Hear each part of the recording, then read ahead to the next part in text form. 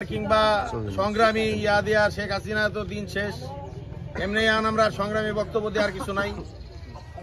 তো রমজানের দিনে আমি বেশি কথা বাড়াবো না, আমি শুধু এতটুকুই বলবো, আমাদের প্রিয় নেত্রী, ফরিদপুরের গণমানুষের নেত্রী, এটা কিন্তু 5 আগস্টে এখন দেশের আমাদের সময় ভালো, দলের সময় ভালো সেজন্য নয়, প্রতি বছরে বিগত দিনগুলো আমাদের নেত্রী প্রতিটা ইউনিয়নে, প্রতিটা ওয়ার্ডে, বিশেষ করে রমজান এবং শীতের দিনে শীতবস্ত্র, রোজার দিনে রোজার ইফতার সামগ্রী এবং ঈদের আগে ঈদের জন্য যে উপহার তিনি প্রত্যেক বছর তার সামর্থ্য অনুযায়ী তিনি সব সময় আপনাদের পাশে থেকেছেন। যারা আপনারা আছেন এদের নতুন করে বলার কিছু নাই। এই মাঠে এই জায়গাতে আরো না হলেও বিগত দিনে 15 থেকে 20 বার এসেছি তার সাথে নানান জিনিস, কম্বল, কখনো ইফতার, কখনো ইয়া সামগ্রী বিতরণ করবার জন্য। নতুন করে তার সম্পর্কে কিছু বলার আমাদের কারোই নাই। আমি মনে করি উপরে আল্লাহ আছেন, তিনি আবার সাথে আছেন, নিচে আপনারা তার সাথে থাকবেন।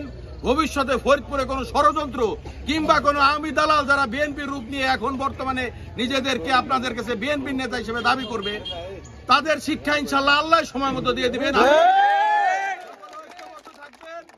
কোন দালালের কথায় বিভ্রান্ত হবেন না, কোন আওয়ামী দালালের কথায় আপনারা বিভ্রান্ত হবেন না।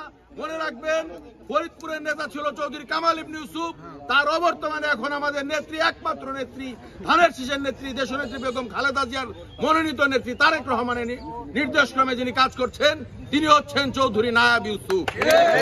এর বাইরে বিএনপির অন্য কোন নেতা আমরা মানি না।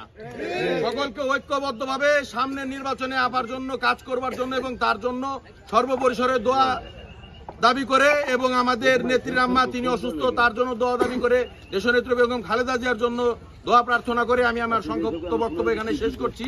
বাংলাদেশ জিন্দাবাদ, জাতীয়তাবাদী স্বেচ্ছাসেবক দল জিন্দাবাদ, তারুণ্যের অহংকার তারেক রহমান জিন্দাবাদ, আমাদের প্রিয় নেত্রী নায়েব ইউসুফ জিন্দাবাদ। সকলকে ধন্যবাদ।